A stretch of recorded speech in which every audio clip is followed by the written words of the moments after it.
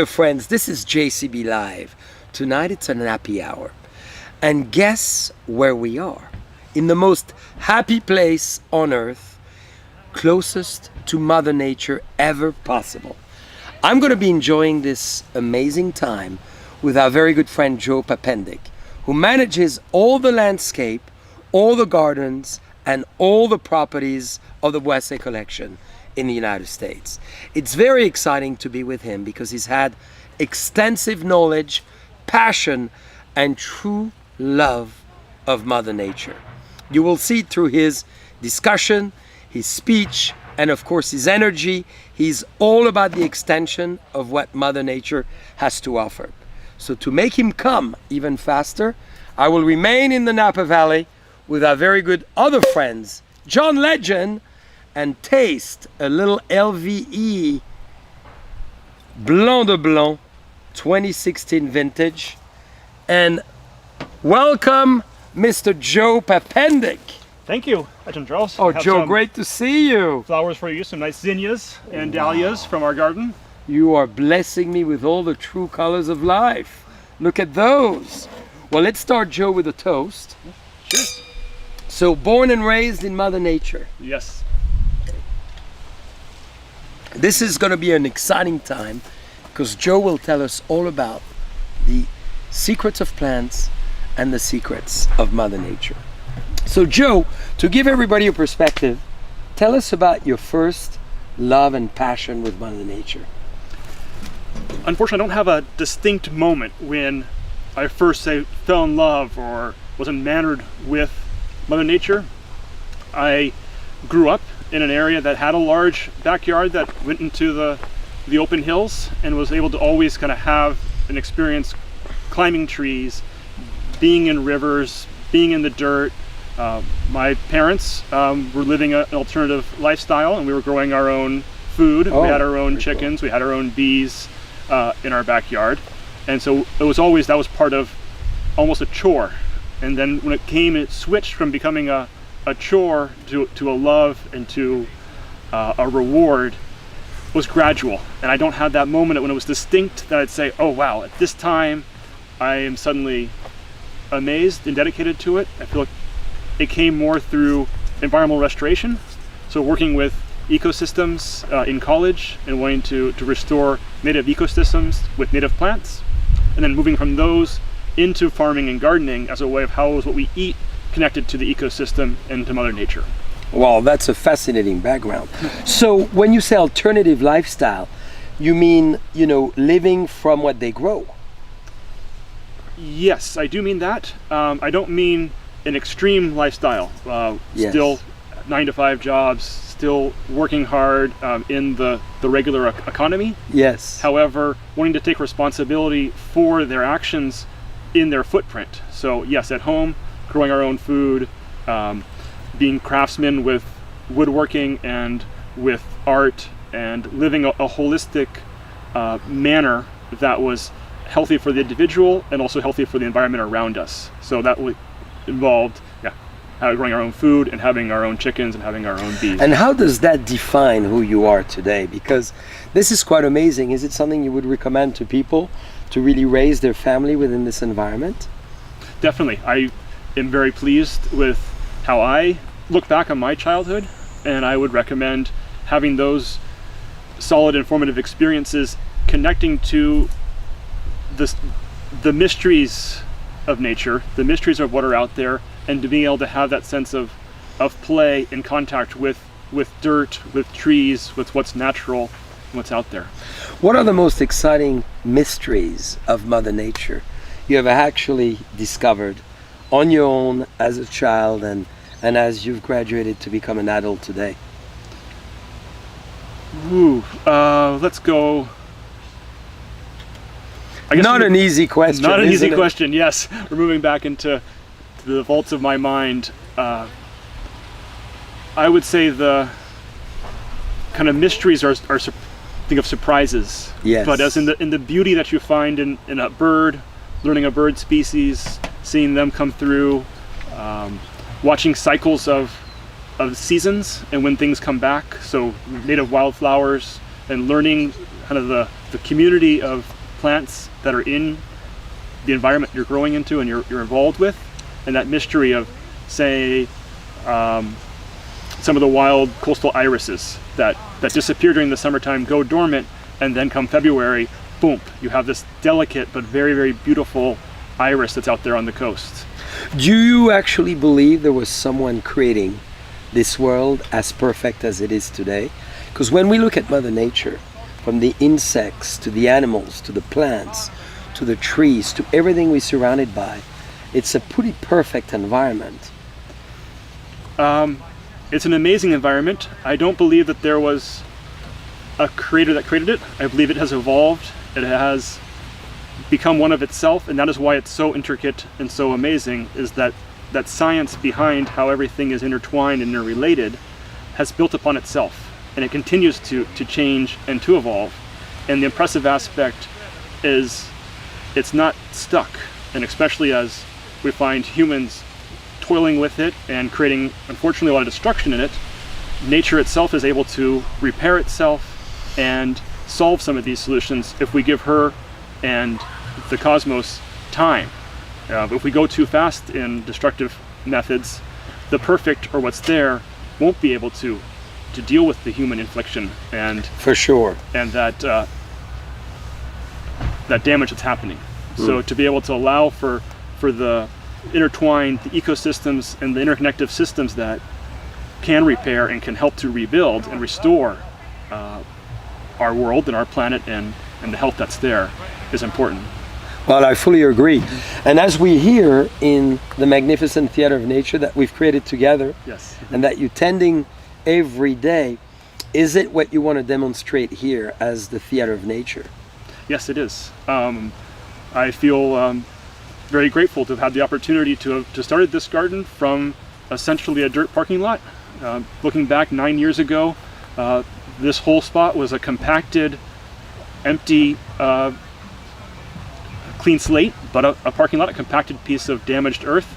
And now we've been able to slowly add an ecosystem, a healthy, thriving environment full of biodiversity, producing copious amounts of fruits and vegetables, flavors, foods, scents, flowers, all the expressions and colors that are out there in nature.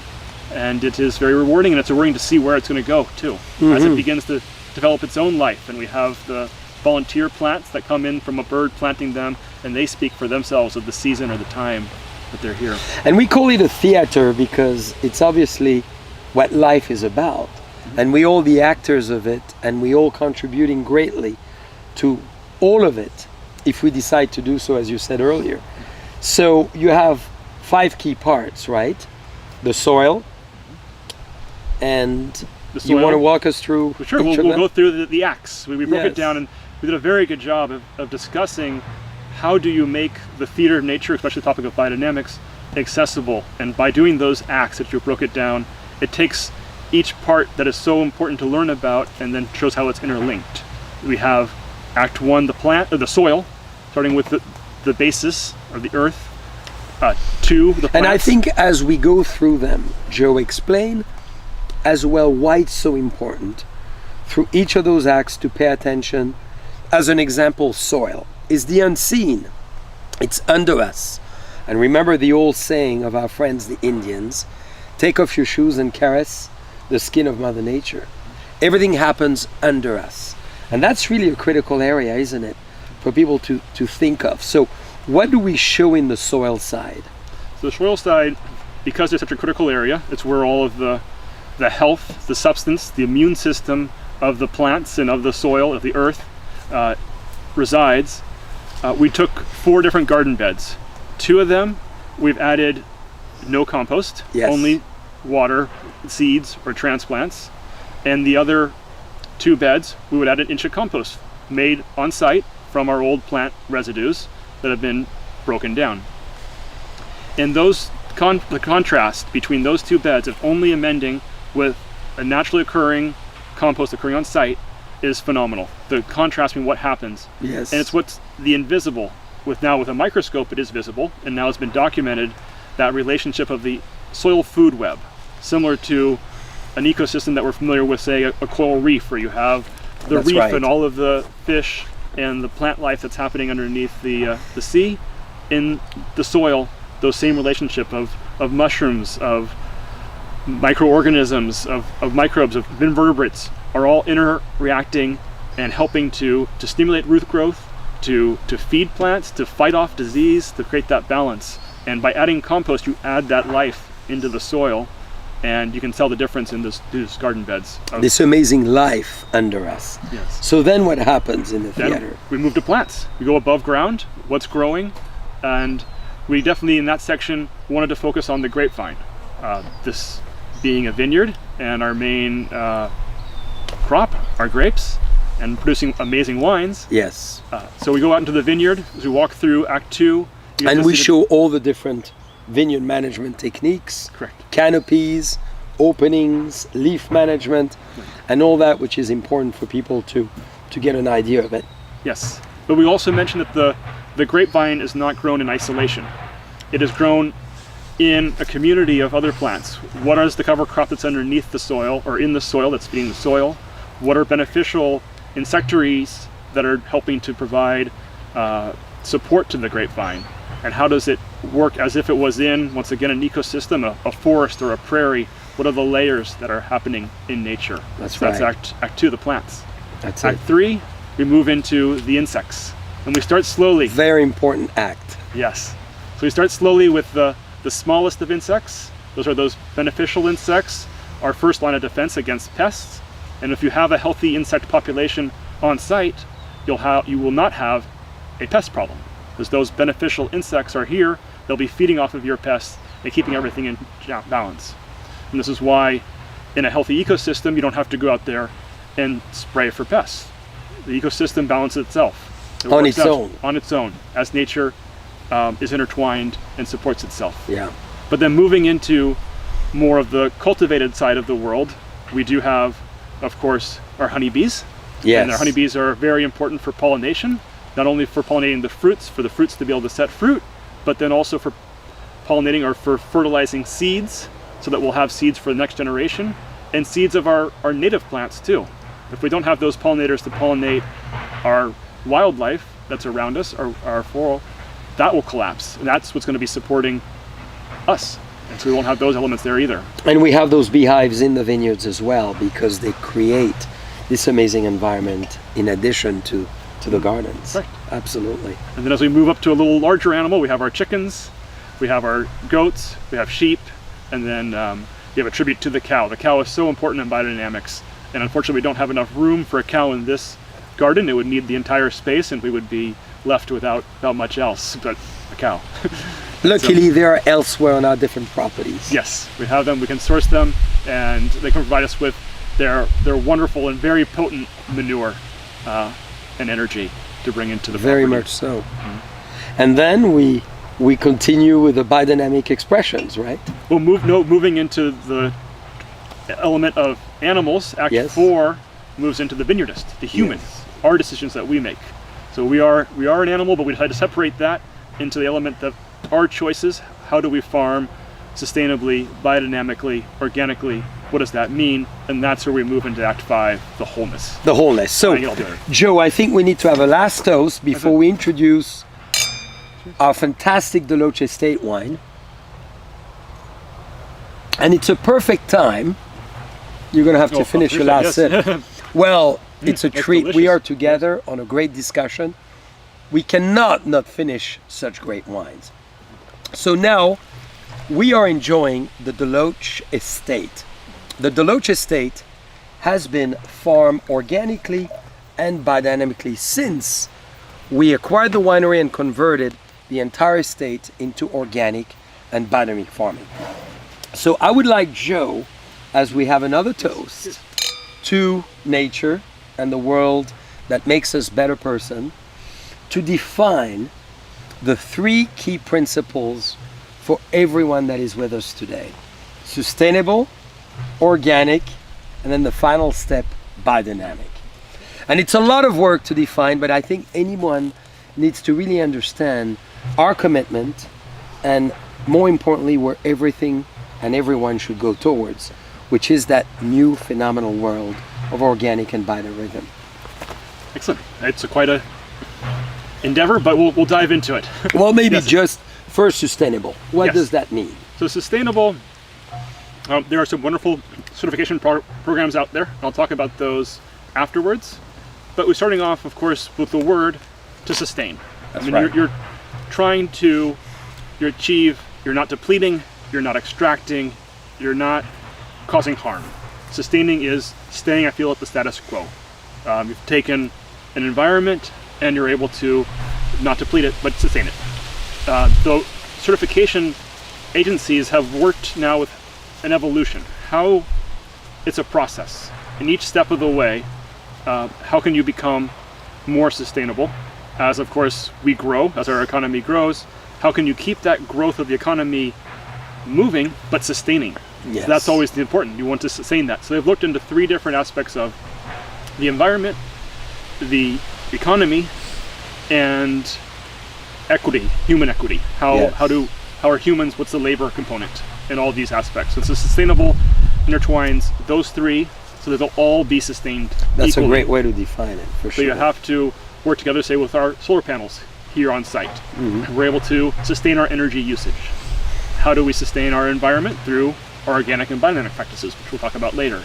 And then what sort of labor practices do we have to sustain our workforce and keep our workforce in a healthy and sustainable, or in a longevity, so that we've trained and maintained and renew our energize our workforce. That's right. So that's sustainable. Which is a big evolution of a lot of ways we function around the planet. Yeah. And I really feel there's a good movement now. Do you think most of the world is moving into a sustainable fashion now? I feel the majority of the world is moving, and it's been a lot of progress has been made. If we look back, and with how since the 60s, the organic movement, the environmental movement, the green movement has been able to become commonplace, not be looked as something that's outside, and the successes that have been made there, we feel. I mean, if we look back into the Napa River, for example, Yes. in the 70s, it was highly polluted, it was eroding, it was a destructive force in this area, and now we've been able to restore that, work both with vineyards and with the ecosystem, not the communities that are around here, to have a healthy river. That's right. And a healthy winery operation and vineyard operation, so that they both can work together hand in hand. Yeah, It's and a success story. For sure, and this big movement around Napa Greens Yes. that we all obviously encouraging. So now the next step, because we believe in all our wineries that sustainability is good, but it's only step one. So let's talk, and you need another sip, Joe, because we need to keep you hydrated. We're here in the beautiful Theater of Nature, and we're enjoying the Deloach wines. We have two Theater of Natures, one at Raymond, and almost the identical one at Deloach. So on both sides, Napa and Sonoma. And the goal was really to become very educational for people to learn, to be engaged, and to dive into the world of nature that is so essential, and to be as respectful as we could to Mother Nature. So now we're tasting an organic wine, so let's talk about organic. Organic. As I mentioned in sustainability, we have an element of the environment and organic practice. So organic is often commonly looked at as not applying synthetic, prohibited synthetic inputs. So fertilizers, your herbicides. So it's a restrictive process. And unfortunately, it's a very limited outlook at organic. Yeah. And the organic farmers in the beginning were always very committed to what's the success? How do you create an organic environment? Not by what you're not doing, by what you are doing. And so the important is on the actions. And the actions that are building soil health is building compost. That's right. By not applying herbicide, then what are you going to do? How are you going to cultivate? How are you going to manage your weeds? How are you going to cycle in your plants? And the benefits that you're applying, those weeds go into the compost pile, and you're building that from there. That cycle that is entwined, so you're improving the soil food web, you're increasing your yields, as well as you're increasing the habitat on your farm.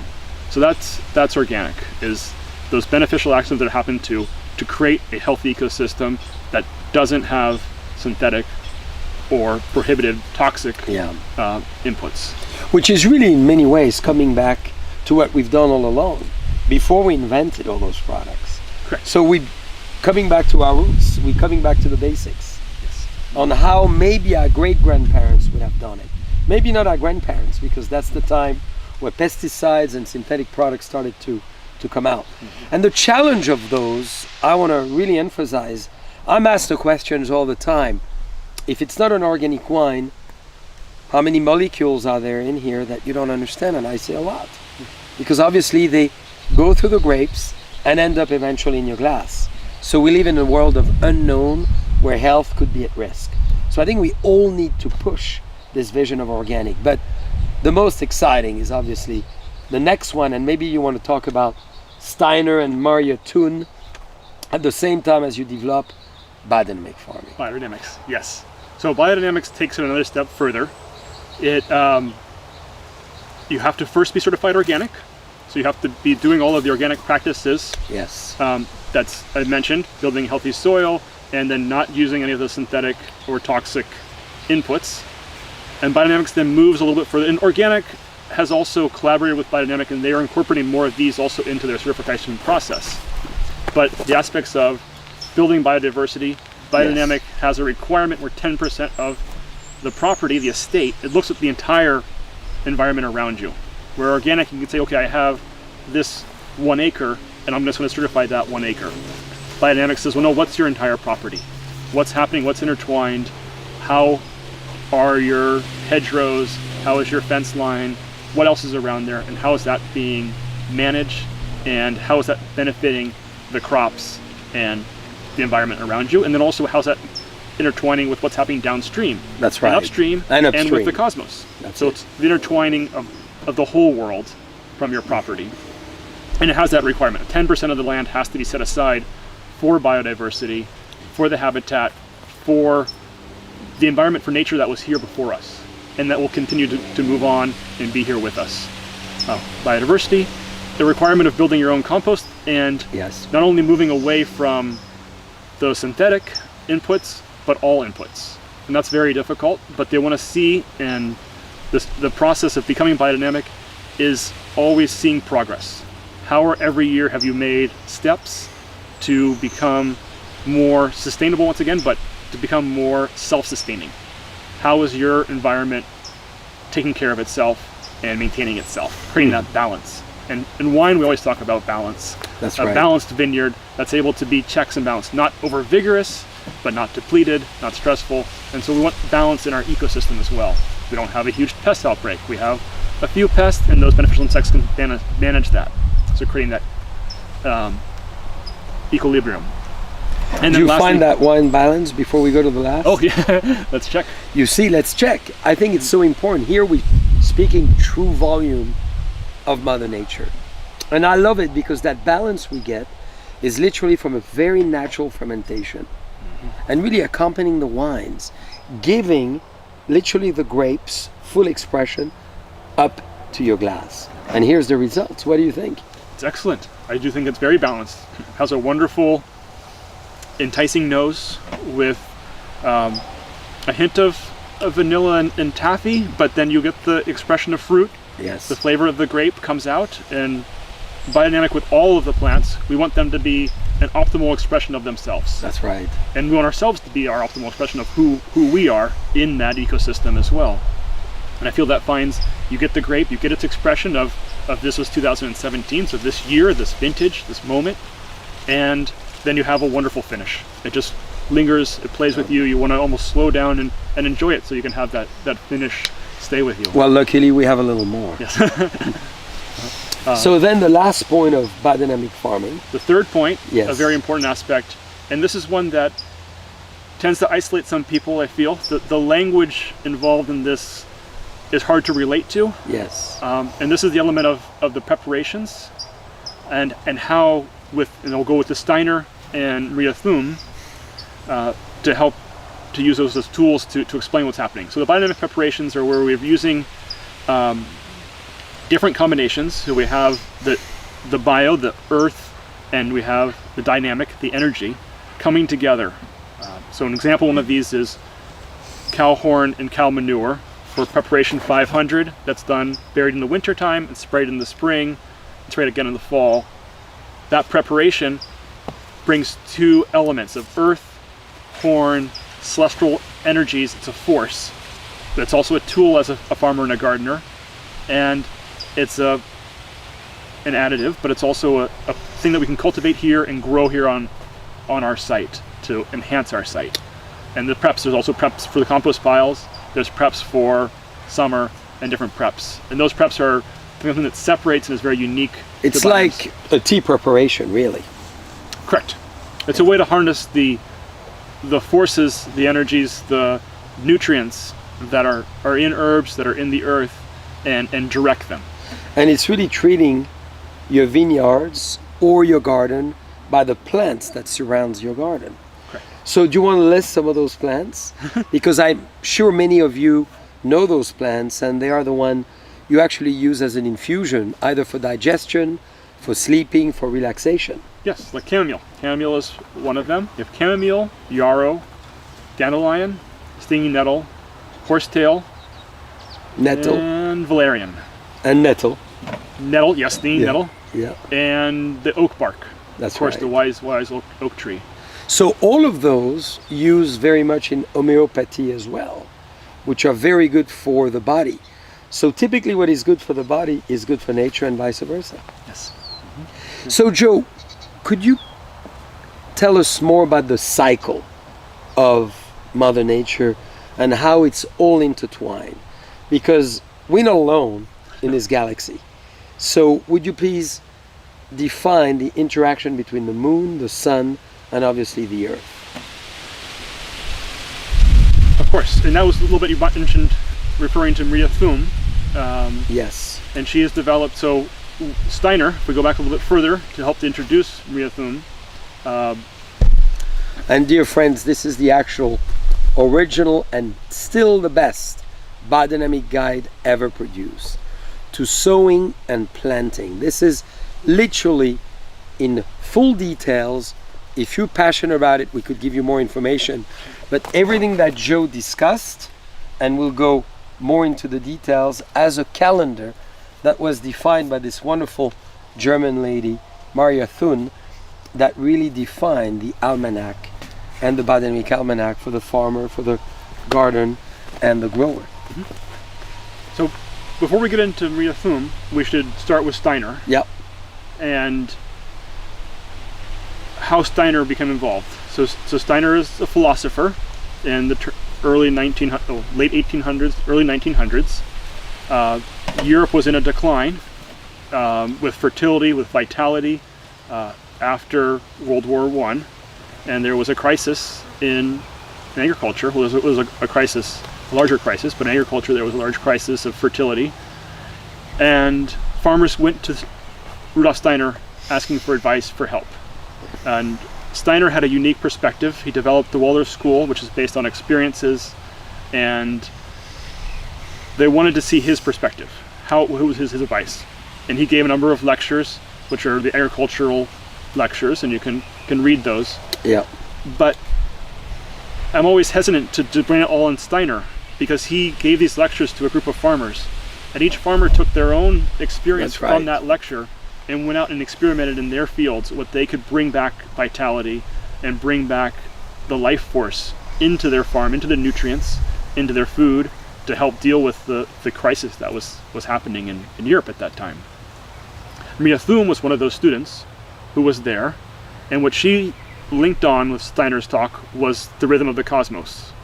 And she went, well, what was he talking about, and how can we figure this out? And so she has a trial garden, a trial farm in Germany, and plants every single day radishes, and then documents where are the constellations, where is the moon. Fascinating, isn't it? The constellation of the zodiac, and seeing the progress of how, so if you planted radishes on a root force, when the constellation was in a root sign, they noticed that the radishes were rounder, that they were expressing themselves, radishes as a root. When they planted it on a flower or a heat, it was going to be a flower and not have much of a root. And so she made these links between, and that's where the root day, the flower day, the fruit day, and the leaf day come from her trials. So it was not necessarily pulling it out of the thin air or from these lectures from Steiner. It was from hard work, from years and years of documenting what was the changes. And even still today in the almanac, they'll reference things that have changed, things that have shifted. With climate change happening, they're noticing in Germany itself, recommendations for the south part of Germany That's right. are not the same for the north part. That's it. And we have to still be vigilant on how things are changing, how things are evolving, and how do we interact with that. And that's the concept of terroir as well. Right. Not every place is the same. And it's the same with compost. You know, we don't use the same compost in different parts of the country, and for that matter, in the different parts of the estate. Right. So we need to evolve in that sense. What is your view of tasting wines within the different cycles of the moon, or within a flower or fruit day? What has been your experience in that?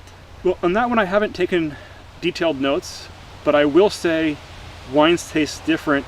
The same wine will taste different at different moments, different times, different places. That's right. And whether it's the moon, whether it's where you are, if you're on a beach and the hot air is going through, is very different than being in a cold cellar.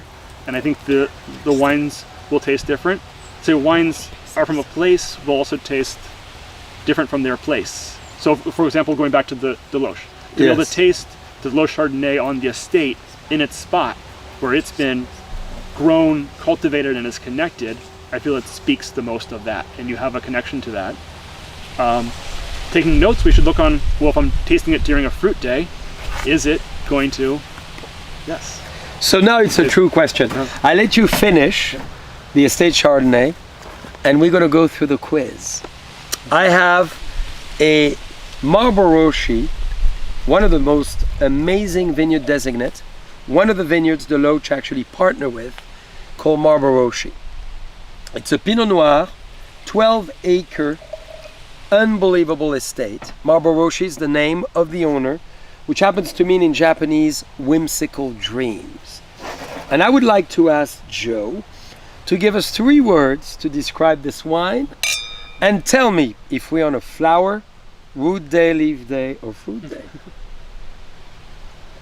I'm sure he may know, as today is a very exciting day in the summer, but I will take my cheat sheet. We're in the month of July, so here it is.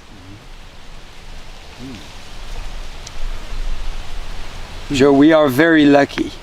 You can imagine why. So 3 words. This is a delicious wine, and it's hard to break it down in just the 3. Well, you could use more. I can use more. Oh, for sure. Let's see. You've been enchanting us with Mother Nature, and you know how fabulous she is already. So please go on. Okay. And then you'll have to tell me if it's fruity, it may be fruit days. It's has wonderful red, bright fruit. I'm very happy with that. I have current a little bit of earthiness, maybe a little bit of, because of today, a little bit of leafiness, a little bit of that kind of leaf mold that's on the forest floor. Yes. A little bit of mushroom, and then a hint of black pepper, or a hint of a spice, a little bit of a something that's intriguing. That's, that kind of, that mystery hasn't quite evolved or exposed or unrevolved itself yet. Which is great as well. It's an unfined and filtered wine, so it's very pure. So it's organic and biodynamically certified. So it's the pure expression of what Mother Nature has to offer. So what day are we, do you think, on the calendar? We're in a leaf day. So today's leaf day. And I know also because we were planting lettuce today. And so we're planting lettuce. It's ascending moon. The moon. But we're moving into a fruit day tomorrow, aren't we? We are, yes. So we are in that boundary of leaf to fruit, which makes this wine often the most desirable time to taste. And we did not plan it as such, but I've had many conversations, specifically with journalists who are wonderful wine palates. But when we taste wine, to make sure that it's transition of leaf to fruit or fruit day, because wine tastes very different than it is on a root day and other cycles around the month. Correct. So Joe, what did Mother Nature give you the most as a gift? How did she make you who you are today? Well, there's the big picture ones, and then there's a small picture. The big picture is, of course, Mother Nature has provided clean air, clean water, habitat, and that's the essential, and that's the goal, and that's why it's so important to take care of her, is those basics, that if without that we won't have clean water and clean air and clean environment. But the small things, I would say, more Mother Nature has given me has been patience. Yes. It's been hope. A good perspective, advice too. Yeah, a perspective of looking for those mysteries and for surprise. Yeah. Yes, and then inspiration of being invigorated, but then also calmed in times of stress. Being in nature definitely helps to calm, but also inspire. And what inspires you the most in Mother Nature? Because I think that could be as well a great advice to people to seek for that inspiration that you personally find into Mother Nature at large. For the inspiration is not, say, a direct, oh, this flower has given me inspiration. I would say it comes as a clearness of the head. So say I go for a run, or go to, if you're in an urban environment, I go into even a small landscaped area.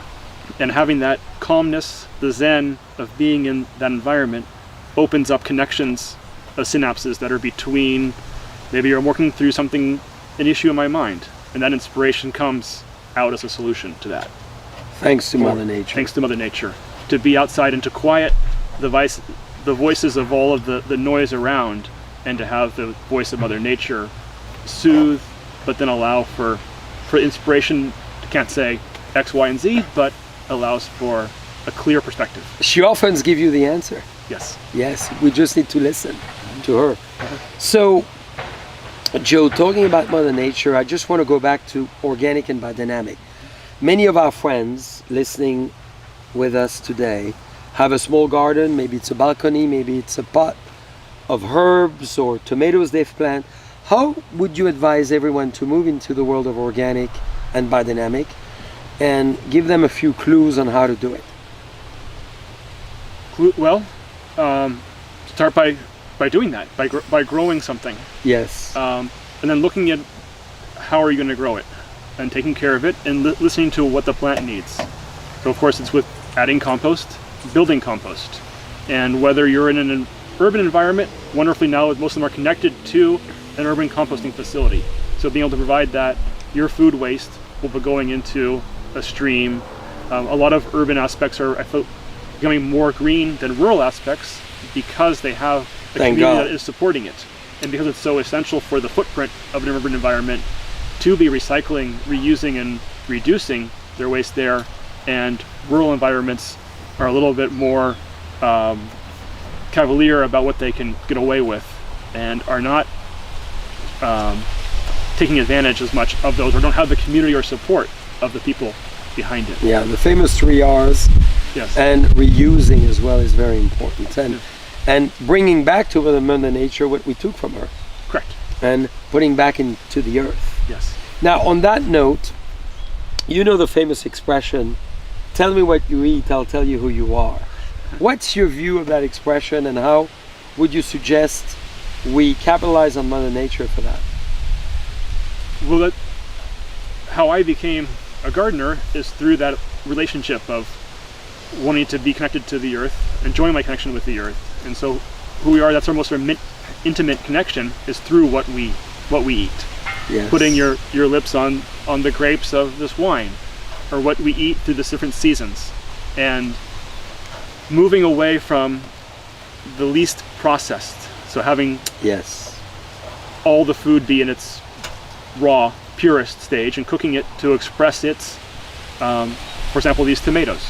Take those, like having them straight off the vine, and really knowing what is their flavor, and then thinking about how would I want to use this tomato in a meal. What does it go nice with? What does it pair with? What does it express? What does it say to you? What does it talk to you?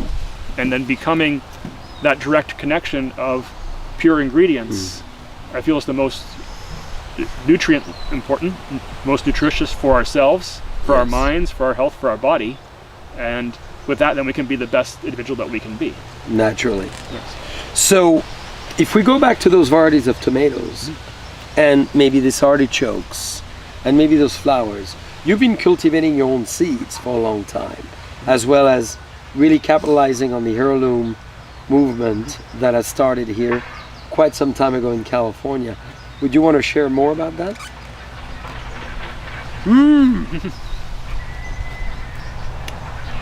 Insane. I mean, insane in a great way. The skin is fabulous, the juice is amazing, and there's so much layers of flavors and textures and fabric. This is incredible. I mean, I want to bite in this one. We don't have the same experience with that. That's No, but it A little looks bit good, doesn't it? Yes. We just literally picked it up, as you could see. I twisted it, as I learned from my grandmother, clockwise, up, a quick little turn so you don't break the fruits or the base, damage but the plant. isn't, that's a It's a gorgeous. beautiful zucchini. Yes. Wow. Amazing.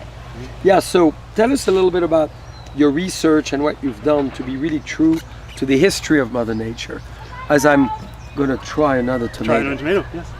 Well, the aspect is it's a sense of place, and having that. Once we go back to that theme of the most or the optimal expression of each plant, and so what plant will do best here. Yes. And often we have this discussion where you have had something from Burgundy that you want to have here in the garden. Yes. That has, you have a memory or a connection or something so beautiful that's there, and our climate is different here, and it's very difficult for it to grow, or if it does survive, will it express the same flavor, color, success that it has had in Burgundy with it here. And so, for example, with these tomatoes, we've been working for the past 9 years with what are the best flavors for our site, and what Yes. will come out and be that experience where you can bite into it and have a moment of joy and a moment of tomato, that you want to have that taste to be. And I don't like describing something with what it is, but that's what I feel in biodynamics. You want it to be balanced and pure for its expression. And so working with this, with zinnias, with dahlias, even with the roses, so they can be adapted to the site, work well with nature, and not fight against it, is the first step. So I'm not having to try to coax it with something that's artificial or chemical, but to be a natural part of our environment. That's right. So Joe, as unfortunately, and all our friends are invited weekly, by the way, because Joe and I are always talking a little bit about the gardens, the orchards, the herbs, the plants. We spend a lot of time really expressing ourselves in Mother Nature. What is your meaning of the world at large today, within the world intertwined, the cycles, and everything else? It's a big question. It's a huge question, yes. But we're moving into an exciting time, and hopefully people are becoming a lot more conscious of that. So what's your view of it? My view, well, meaning is something that we give to the world. Yes. It's through our purpose. And so looking at the larger picture. I'll give you a little more Okay, wine to splash. get you going. A little inspiration from the intertwining of the world, the nature that's out there, and the meaning of it at large is our action. And how do we express ourselves? Our decisions to be committed to green, to be committed to biodynamic, organic practices, to being sustainable on a larger scale. That's where the meaning comes in. That's where the depth and the importance of what we're doing to do good, and to do something that's going to work for the future, for the generations, not only the next one, but hopefully for 7 generations That's right. down the road. And so that it is there for, they have clean air and clean water and clean habitat to live in. Very well said. Is there anything you want to share as a secret that you've discovered with Mother Nature that we should all know? Maybe a secret of the life of the plants, maybe a secret of the trees, maybe a secret of some of the vegetables that you think would be fun to share. I say we each find our own secrets. And so it's important to go out into Mother Nature, to find something natural, to listen to it, and to have a connection, and let it be a secret. Let be expressed to you. I love it. So you're putting it on all of us Yes. to discover our own secrets. I love it. Well, Joe, I want to thank you so much for such an inspirational, aspirational discussion, diving into the world of Mother Nature, which is the most important. Let's never forget how much oceans and beautiful earth there is, and great pure air we have, and how much nature has to offer to us. So, dear friends, come and see us on our Instagram and of course our Facebook as well, because we're talking about Mother Nature all the time.